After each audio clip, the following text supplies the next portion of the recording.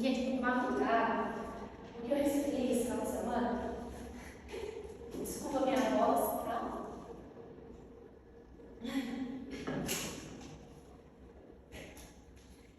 E o psicólogo ele utiliza uma técnica que chama perfil criminal. E esse psicólogo ele utiliza essa técnica para ele auxiliar em uma investigação criminal. A gente vai conhecer um pouquinho dela e vai ver ela de forma bem aprofundada aqui hoje, para vocês conhecerem um pouquinho da atuação do psicólogo. Bom, gente, antes de adentrarmos, eu vou explicar para vocês o seguinte. Eu vou trazer muito aqui hoje perfil criminal e perfil psicológico. O que é isso? Hoje vai ser sinônimo aqui. Porque o perfil psicológico é um tipo de perfil criminal que o psicólogo elabora. O perfil criminal ele pode ser elaborado por outros profissionais também. Mas quando ele é elaborado pelo psicólogo, ele é chamado de perfil psicológico. Então, quando eu falar perfil psicológico, perfil criminal é a mesma coisa, tá bom? Então, o que é então essa técnica que eu estou tanto aqui falando para vocês?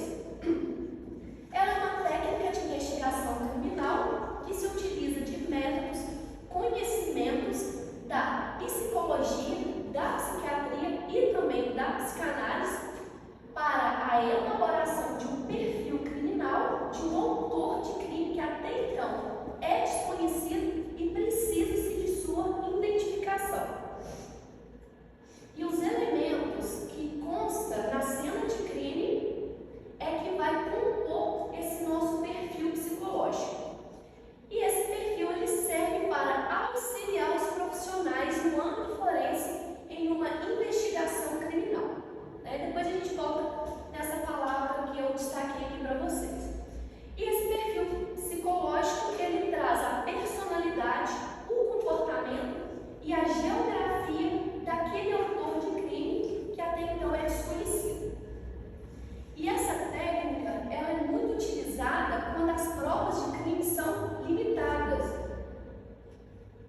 e quando a autoria é desconhecida. Ou seja, nós temos uma cena de crime, e as provas são limitadas, ou seja, não tem uma filmagem, uma câmera de segurança que filmou esse autor, não temos uma digital, uma mancha de sangue, ou seja, não temos nada nessa cena de crime, ou então temos, mas é muito subjetivo. Por exemplo, uma assinatura, que a gente vai ver de forma aprofundada o que é também. Vamos imaginar uma rosa em cima de um corpo. Então, tem algo ali que fala da personalidade daquele sujeito que para a gente consegue montar esse perfil, mas que para outros profissionais é muito subjetivo. Então, essa técnica ela é mais utilizada quando as provas são limitadas e a autoria desconhecida. Quando eu falo mais utilizadas, não significa que ela não é utilizada de uma outra forma, mas ela foca mais quando a autoria é desconhecida. Utilização dessa técnica. Bom, como eu falei para vocês, é quando a identidade é desconhecida e muito utilizada quando nós falamos de assassinatos em série, Ou seja, aquela pessoa que comete crime em uma determinada frequência com determinada vítima, E quando os crimes são excessivamente violentos. Por quê? Vamos imaginar que a pessoa vai assaltar outra e não é suficiente, ela comete um assassinato. Mas já não é suficiente, precisa ver aquela pessoa sofrendo, precisa tirar os órgãos daquela pessoa, ou seja, é um crime muito violento, ele tem a necessidade de fazer aquilo. Não é só apenas cometer o assassinato, ele tem a necessidade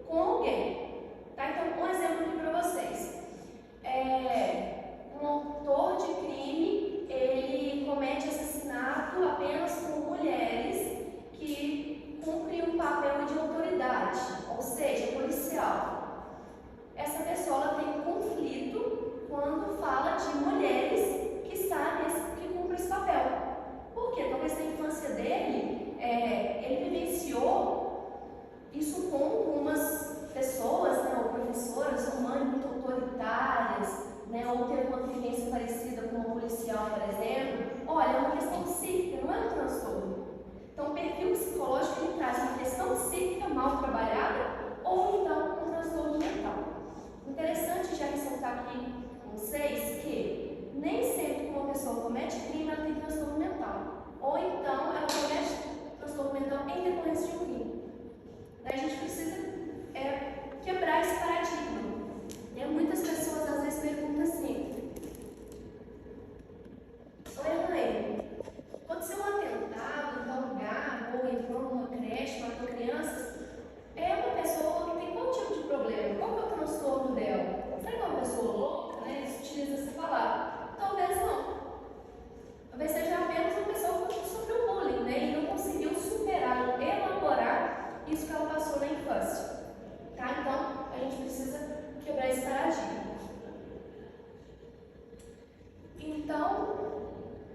Então Elaine, ok. Vocês montam um perfil psicológico, né? Nós entendemos que é de ordem psicológica. Mas como que isso leva até a pessoa? Como que isso é o suficiente para encontrar uma pessoa? Não é. Nós auxiliamos.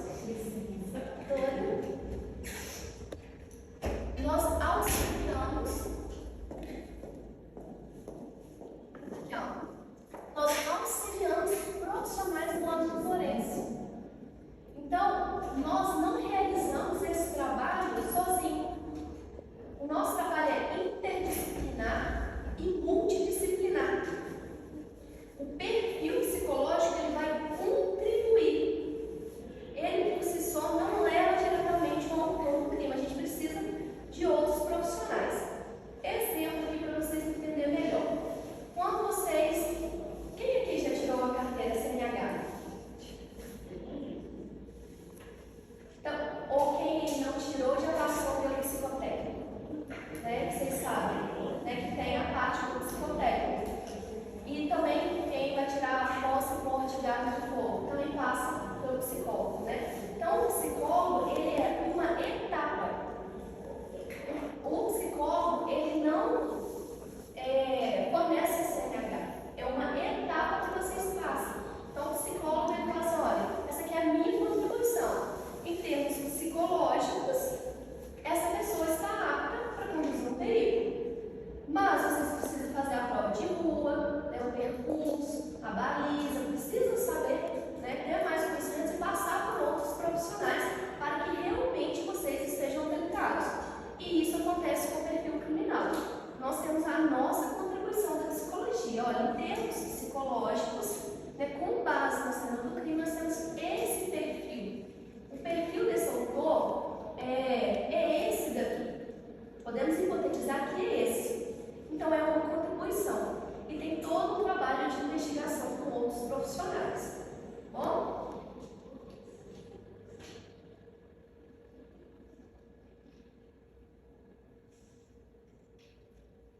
Técnicas e instrumentos necessários para a elaboração de um perfil criminal. Então, agora eu vou trazer para vocês as técnicas que nós utilizamos, para vocês entenderem como a gente faz esse trabalho.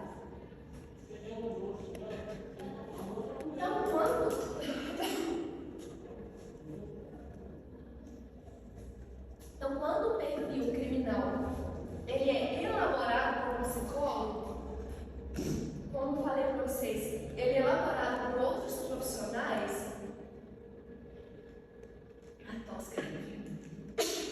Quando o perfil criminal ele é elaborado por outros profissionais, porque, como eu falei para vocês, né? Ele pode ser elaborado por policiais, psiquiatras, né? Então, quando ele é elaborado por um psicólogo, alguns instrumentos, métodos são indispensáveis. Mas antes de utilizarmos esses instrumentos e técnicas, nós precisamos fazer algo antes. Nós precisamos analisar o caso e fazer a seguinte pergunta: nós temos sujeitos existentes ou inexistentes? Ou seja, estou em uma cena do crime, eu tenho suspeito? Não tenho suspeito, então é um suspeito inexistente. Não tenho ninguém, assim, não tem ninguém como suspeito. Então entra no caso inexistente. Temos alguns suspeitos, Elaine, então entra nos casos de suspeito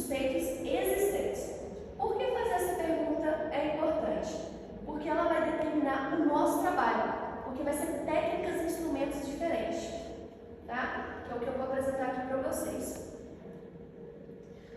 Então, nos casos de suspeitos inexistentes, eu tenho um suspeito, né? Temos uma cena de um crime, temos um suspeito ou vários suspeitos.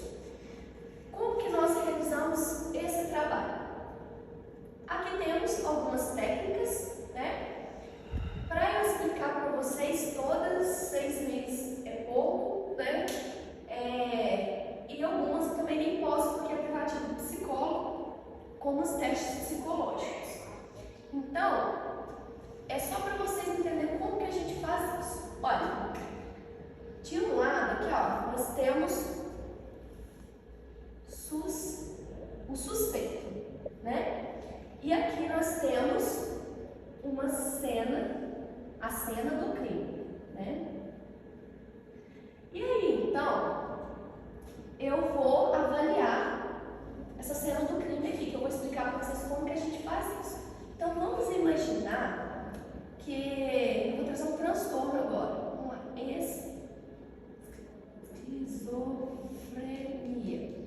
Vamos imaginar, eu avaliei uma cena bem desorganizada, temos a vitimologia, temos a assinatura, o modus operandi, tudo isso que eu vou trazer para vocês hoje. E aí, então, cheguei nesse perfil psicológico aqui, olha, possivelmente nós temos uma pessoa com traços de esquizofrenia. Então, eu vou avaliar a personalidade desse suspeito ou de outros suspeitos e identificar se ele apresenta esse traço aqui, ó, de esquizofrenia. E isso aparece na nossa avaliação. Como que a gente faz esse trabalho brevemente aqui? A gente aplica os testes psicológicos, né? Eu costumo optar muito por uns testes que chamam testes projetivos, que é mais difícil de manipulação. A pessoa, ela vê uma imagem, ela projeta a sua personalidade nessa imagem, no desenho, nos traços, cores, né, manchas de tinta. Então, ela projeta a personalidade dela, né? E depois eu contextualizo com uma entrevista. Por que isso é importante? Vamos imaginar que o teste deu alto índice de agressividade. Eu posso já dizer que a pessoa é agressiva? Não, eu estarei rotulando ela. Eu preciso investigar na vida dela se aquela agressividade está adaptada, né? Se ela faz muitas atividades, se ela está se colocando naquela agressividade. A agressividade não é violência, é a ação do sujeito. Então, se ele se coloca, né, isso no seu dia a dia, ela está adaptada. Se ele não faz um bom uso dela, pode ser manifesta em forma de violência. Então, os testes psicológicos trazem dados para mim e eu contextualizo esses dados no dia a dia dela e a gente consegue ter uma avaliação da personalidade daquele autor. Vamos imaginar aqui, agora não um transtorno, mas uma questão mesmo psíquica que eu trouxe para vocês. Essa cena do crime, com base na assinatura, vitimologia, modus operandi, é uma pessoa que tem conflito com mulheres, autoridade. A gente não fugir do exemplo, autoridade. E aí, então, eu vou avaliar esse suspeito, né? Então, essa questão com a figura feminina vai aparecer, essa questão com a autoridade vai aparecer nos testes, né? E a gente vai fechar a avaliação. E eu vou comparar se o perfil da cena do crime condiz com o perfil da personalidade daquele sujeito. Então, é basicamente isso, esse trabalho.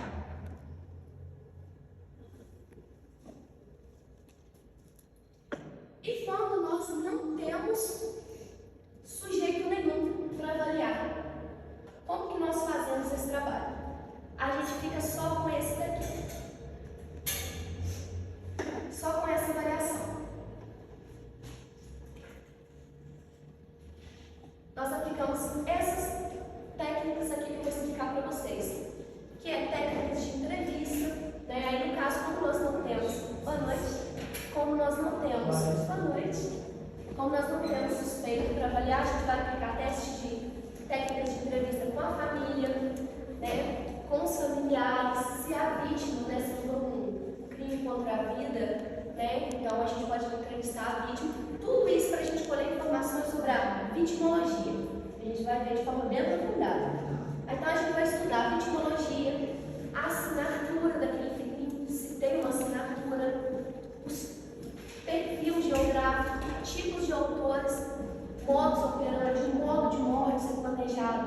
digital. Então, tudo isso vai permitir que cheguemos no nosso perfil. Tá? E aí, então, né, nós elaboramos o nosso perfil aqui. E aí, então, vai ser só isso quando nós não temos suspeitos? Quando isso vai auxiliar na investigação, né? Esse perfil ele vai ajudar na investigação. E lá na frente, quando aparecer um suspeito, a gente vai fazer aqui, ó, tá vendo? A gente vai fazer isso aqui, ó.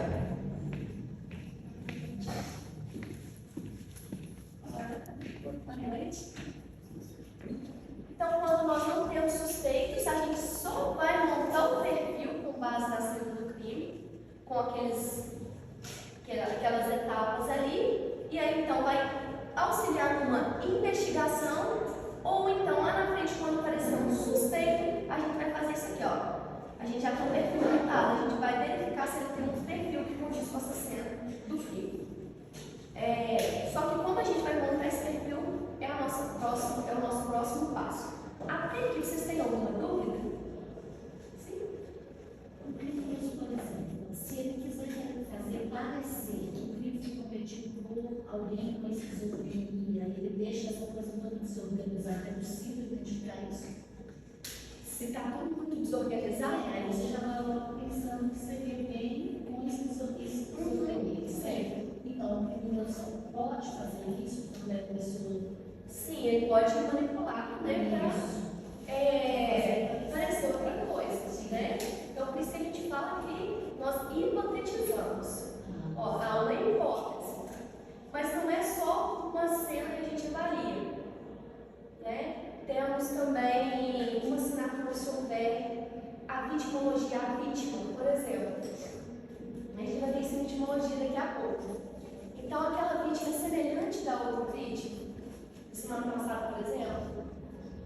Então, não é só o estudo da cena, né, da organização da cena. É o estudo daquela vítima, das características dela. Tá? Eu acho que daqui a pouco vai esclarecer melhor. Se eu não responder, você me cobra no final. Tá? Oi? A pessoa pode ter esquizofrenia, ser uma pessoa organizada para cometer um crime. E aí? Sim, por isso que eu falei. A gente hipotetiza e temos outros elementos também. Então, ela pode planejar um crime, ser esquizofrênica. Sim, se ela tiver, por E exemplo, ele não medicado. define ser uma pessoa Sim. dentro da sociedade, dentro da família, uma pessoa normal. Se ela tiver medicado, tratamento, né? É por isso que a gente hipotetiza. Olha, certamente poderia ser uma pessoa que estava em surto, mas vamos colocar outros elementos também. Né? Vitimologia, modus operandi, assinatura. Né? Mas vamos lá, eu acho que depois vai esclarecer mais. Isso que agora a gente vai estudar sobre vitimologia. O que é a vitimologia? Bom, antes, a vítima ela não era considerada um processo, né? Então, atribuía importância apenas à pessoa que cometeu o crime que ela cometeu e a pena atribuída a ela. Então, a vítima ela era desconsiderada no processo. Hoje em dia, a vitimologia ela já mudou isso. Hoje ela faz com que a justiça se preocupa também não apenas com a pessoa que comete crime, mas também com a vítima. Então, a vitimologia estudo da vítima, né, de forma integral, estudo dos seus aspectos psicológicos, sociais, proteção social e interrelações com o vitimizador. Calma que a gente vai falar sobre isso melhor. Por que interrelações com o vitimizador? Por que a vitimologia se propõe a estudar isso? Porque a gente acha que, às vezes, a vítima é aleatória, e não é. Mas eles nunca se viram, nunca conversaram. Mas para aquele autor de crime, aquela vítima tem características que para ele já é conhecido. Vocês vão entender isso já no final da vitimologia. Antes de avançar, isso aqui é importante. Por quê? Muitas pessoas pensam que vitimologia vai estudar a culpa que a vítima tem. Ou seja,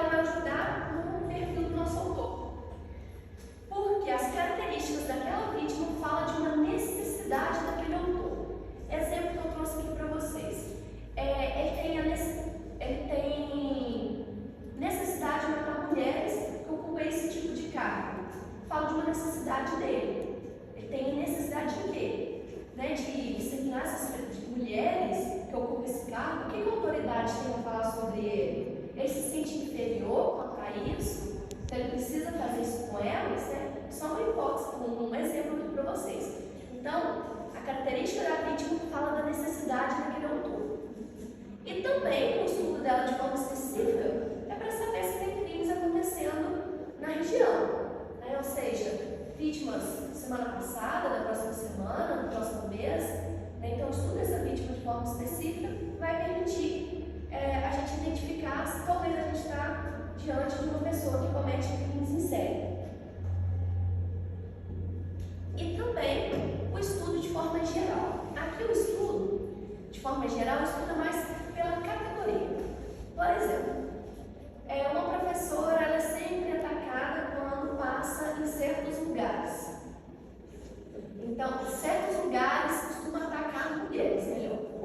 Então, a vitimologia se preocupa em alertar essas mulheres para ter cuidado em passar certos locais. Ou então, as crianças estão sendo vítima de sequestro quando voltam para a escola. Então, alerta as pessoas, né? Cuidado com seus filhos quando estão voltando da escola. Idosos são assassinados quando moram sozinhos em sítio.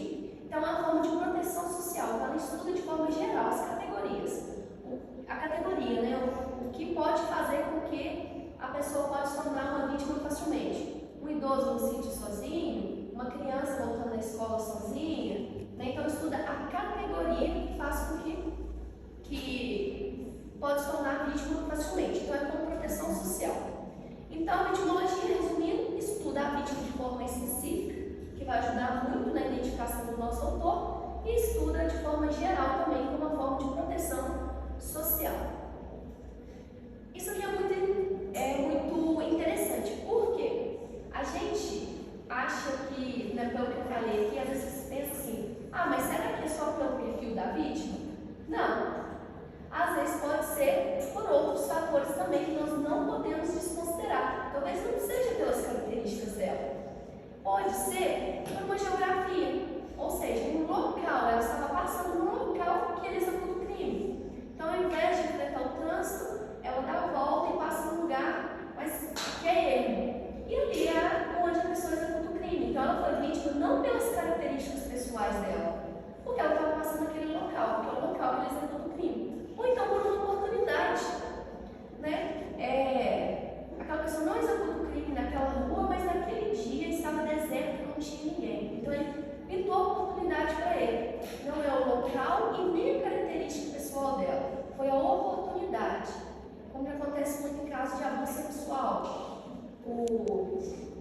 O adulto fica sozinho com a criança, então não tem uma câmera, não tem um adulto ali vigiando, né? E a pessoa vê, né, que tem aquela oportunidade de passar para ato.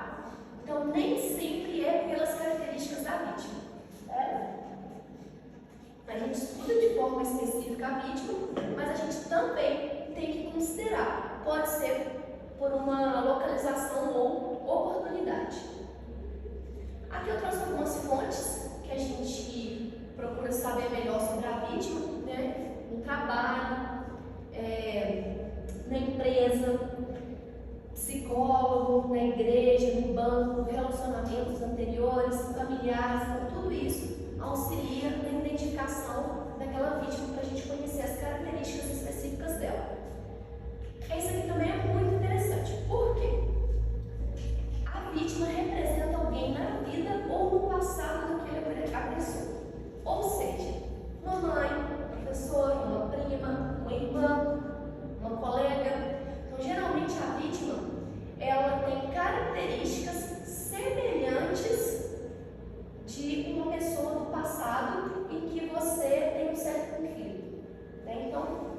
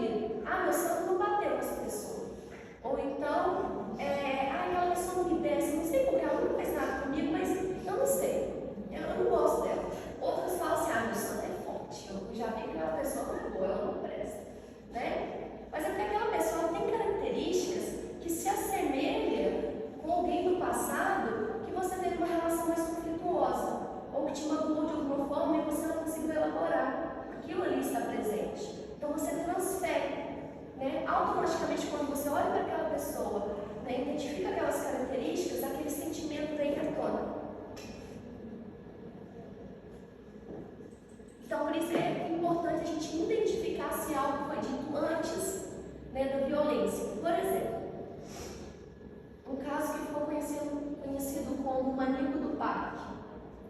Vocês já ouviram falar? Já. E depois de uma investigação, eles conseguiram identificar que as vítimas eram semelhantes à ex-namorada dele. Tinha uma semelhança muito grande, né? Eu não lembro exatamente as palavras, mas quando ele estava agredindo essas vítimas, eles falavam, né, você vai pagar por isso, né? Algo nesse sentido, mas falavam como se ele estivesse falando para ela. Ele estava expressando. Então, por isso que é importante a gente identificar se algo foi dito antes ou depois, né? A gente vai ver que o perfil criminal é um grande quebra-cabeça.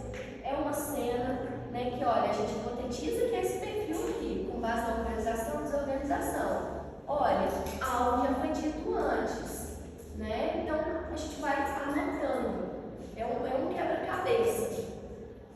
Os instrumentos utilizados, né? Por que aquela pessoa utiliza um machado e não outro instrumento? Só que, o que aquele instrumento precisa dele? Pode ficar à vontade. A identificação do modus operandi e de eventuais assinaturas dos crimes fornece informações acerca de um possível padrão dotado ao autor. O que é um padrão? Algo que se repete, né? E se repete é porque está se apresentando ali de forma semelhante. Então, tanto no modus operandi como na assinatura, nós vamos notar um padrão. Então, vamos ficar primeiramente com o modus operandi. Então, esse aqui é mais uma etapa que a gente avalia, né? Temos a vitimologia, que a gente vai analisar, né? As características daquela vítima, se foi um crime contra a vida, né? Então não tem como a gente buscar essas informações com ela. Nós vamos buscar com os familiares, né? Um ciclo de amizade, vizinhos, né? A gente vai buscar informações com outras pessoas também, para a gente já montar um perfil ali daquela vítima, tá? Então a vitimologia, o estudo da vítima, é uma das etapas. A outra etapa é o modus operandi. A gente também vai colher informações. Então, o modus operandi é uma palavra que vem do latim que, em tradução, significa modo de operação, modo de agir. Então, o modus operandi é a forma como o crime é praticado. São os comportamentos especificamente exercidos pelo ofensor durante o crime. É como o ofensor realiza suas ações, as formas utilizadas e a ordem seguida para atingir um objetivo. Essas palavras que eu destaquei já explicam muito bem o que é o modus operandi. Então, o modus operandi é comportamento, ação, forma, ordem seguida para atingir o objetivo. Qual que é o objetivo? Exemplo, assassinar professores. Esse é o objetivo dele. Eu quero assassinar esse público específico. É o objetivo. O que ele precisa fazer para atingir o seu objetivo? O que ele precisa fazer para atingir o seu objetivo, que é cometer o crime, é o modus operandi. Então, vamos imaginar aqui, ele segue esses professores saindo da escola e quando ela está passando próximo à residência dele, ele fala que não está passando bem e pede então para que essas professoras ajudem ele até a sua casa. E chegando lá, ele executa o seu crime. Então, seguir as professoras e dizer que não está passando bem é o modus operandi. Assassinar essas professoras é o objetivo. Então, o modus operandi é o que ele precisa fazer, tá? É os comportamentos dele. E o modus operandi costuma ser adotado por aprendizagem. Ou seja, vamos imaginar que quando essas professoras forem ajudar esse autor, elas ligaram para um familiar e falaram assim, olha, eu vou atrasar, vou ajudar alguém aqui que está passando mal. E aí então, investigando, né, as famílias da vítima, elas falaram assim, olha, depois que eu falou que ia ajudar uma pessoa na rua tal, elas sumiram. E aí então surgiu um alerta. Professores, cuidado, quem está passando na rua tal, tem alguém que fala que está passando mal e depois executa seu crime. E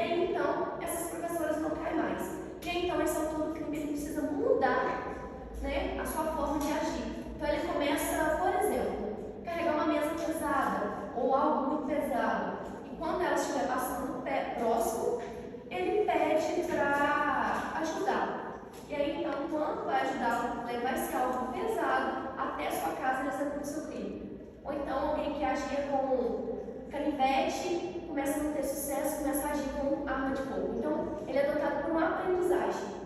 A forma dele agir para atingir o seu objetivo muda. Mas ele é estável, pode haver aperfeiçoamento. Como assim? Se ele aperfeiçoa, ele muda.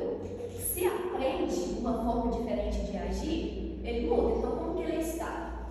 Estável no sentido que existe um padrão. Por exemplo, qual que é o padrão aí? Vocês conseguem identificar? Casa dele, Não, ele sempre está pedindo ajuda. Então, assim, ele passou mal. Ele diz que ele está passando mal, ele está pedindo ajuda a alguém, as vítimas dele. Não deu certo mais. Então, ele começa a falar que tem uma mesa muito pesada, me ajuda a levar a minha casa. Então, ele está pedindo outra ajuda. Então, existe um padrão ali, por isso que a gente fala que o modus operandi ele segue um padrão. A forma como ele vai buscar para atingir o objetivo dele vai seguir um certo padrão ali. E por isso que a gente fala da personalidade dele. Por quê? Porque ele acredita que as pessoas se sensibilizam quando pede ajuda. Talvez um outro autor de crime, né, teve um desenvolvimento completamente diferente. Ele se desenvolveu de uma forma que nunca recebeu uma ajuda na infância, dos pais, de professores, de colegas. Ele não acredita que as pessoas estão ali para ajudar as outras. Ao passo que esse autor já acredita. Então ele utiliza essa forma de abordar as pessoas. Por isso que a gente fala que o modus operandi está condicionado a essas características da personalidade. O recurso que eu vou usar para alcançar o meu objetivo fala da minha personalidade. Eu acredito que pedindo ajuda às pessoas eu consigo trazê-las para minha casa. Então falo também da personalidade dele. E agora a assinatura, que é mais um detalhe. O conjunto de assinatura. Bom, primeiramente, se eu fizer algum documento passando para o meu nome que vocês têm e eu falsificar essa assinatura, vai ter alguma validade jurídica? Provavelmente não, né? Não vai ter. Se realmente analisar, vai ver que eu falsificar essa assinatura. Então, a assinatura aqui que estou trazendo também é assim, é algo único do sujeito, insubstituível. Então, a assinatura, ela é um conjunto de comportamentos acessórios. Acessórios por quê? Ela não é necessária para a execução do crime. Por exemplo, uma rosa em cima de um corpo, um bonequinho em cima de um corpo. Ele não é necessário para a execução daquele crime, mas ele está ali. Por isso que a gente fala que ele é acessório. Estão presentes como emblema de sua autoria. A assinatura, então, ela é uma marca daquele sujeito, ou seja, esse crime pertence a mim. E compreende os elementos singulares da cena de crime e o destino dos demais crimes cometidos. Então, a assinatura, ela marca um sujeito, ela marca um tipo de crime. E dá para distinguir que essa cena é diferente da outra, porque a assinatura, ela já mostra que é de um autor específico, é de uma cena específica. E ela é única, né? Como eu falei com vocês, ela é substituível e ela sempre está ligada à necessidade do criminoso serial que cometeu o crime. Eles têm a necessidade de expressar suas violentas fantasias. O que é isso? A assinatura, ela fala da personalidade, das fantasias daquele sujeito. Então, quando ele coloca para fora, ele está expressando uma fantasia de violência, por exemplo. Exemplo aqui. Vamos imaginar que uma adolescente de 17 anos começa a bater no seu primo mais novo, né? E aí, então, para ninguém ouvir,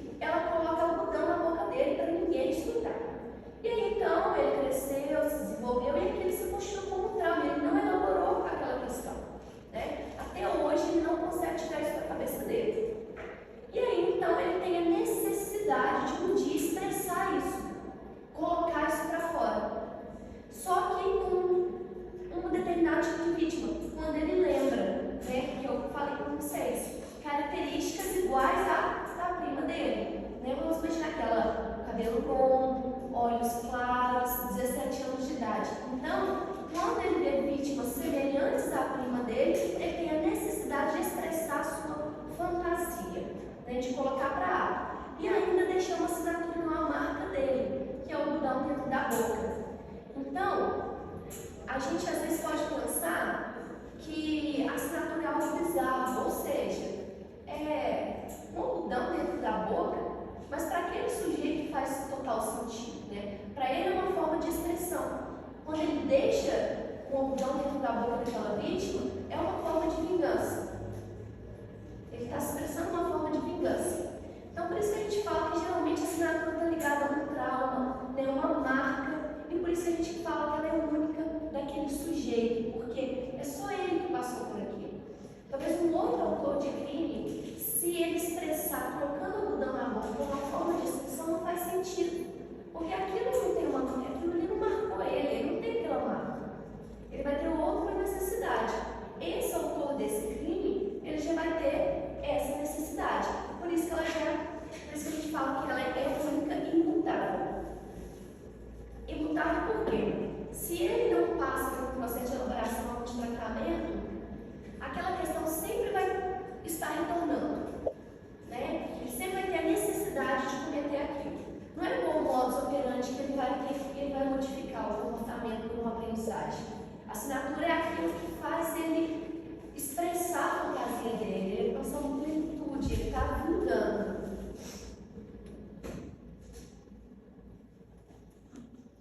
É interessante o seguinte, vou trazer para vocês, que a gente não pode julgar, né? Julgar o seguinte, por que esse autor tem a necessidade de deixar isso, como eu falei para vocês, né? Esse é o algodão. Por que a gente não pode trazer um exemplo para a nossa realidade? Porque parece que o que eu trouxe aqui, temos um mundo lá paralelo e nós aqui. Vamos imaginar que na minha infância, eu e mãe, percebi que meus pais sempre trabalhavam muito e nunca me deram atenção. E aí, então, um dia eu percebi que eles fazem isso porque eles têm conta para pagar, eles precisam trabalhar muito quando eles chegam em casa, eles têm que dedicar a outras tarefas, e que não me deu atenção porque eles têm afazeres, né? E isso não é sobre mim, não é porque eu sou assim ou sou de outro jeito. Vamos imaginar que a Mariana, né, foi criada comigo do mesmo modo, os pais não davam atenção para ela, nunca conversavam com ela, e aí então ela criou uma forma de pensar que aquilo é sobre ela. Ou seja, meus pais não me dão atenção porque não gostam de mim, não ligam para mim, eu sou feia, né? Eu não sou uma pessoa inteligente, por isso que eles não ligam para mim. E agora vamos trazer para a vida adulta. Eu e Mariana, a gente é convidada para uma festa. E a Joana passa perto de nós e nem cumprimenta. Bom, eu desenvolvi uma crença, né, que eu uso ela para avaliar as demandas externas, o meio externo. Eu vou pensar o seguinte: não, ela passou perto de mim e nem cumprimentou, porque é uma festa em si mesmo, né? A pessoa às vezes nem vê, fica aí desorientada, será que eu vou atender as expectativas, como que tá, tem como mais, tem aquilo. Aí eu falo assim, depois eu cumprimento ela, é assim mesmo, né? É uma festa, a festa dela, quantos convidados tem aqui? E a Mariana já pensa assim, olha, passou perto de mim e nem me cumprimentou. Ela não queria que eu estivesse aqui. Também quem vai querer uma presença como a minha, quem vai querer uma pessoa como eu aqui? E ela sai chorando. Ou seja, nós temos desenvolvimentos diferentes, vivências diferentes, experiências diferentes. A crença que eu criei para avaliar as situações externas é de um jeito. A crença que ela criou para analisar as vivências externas é de outro jeito. Então, nós podemos estar nas mesmas situações, mas interpretações diferentes. Né? Então, o que para mim pode ser bizarro, constrangedor, para outra pessoa pode não ser. Então, para esses autores de crime, também é assim. O que é bizarro para a gente, para eles não é. Né? É a forma como eles interpretam a realidade. Então, isso acontece com a gente também.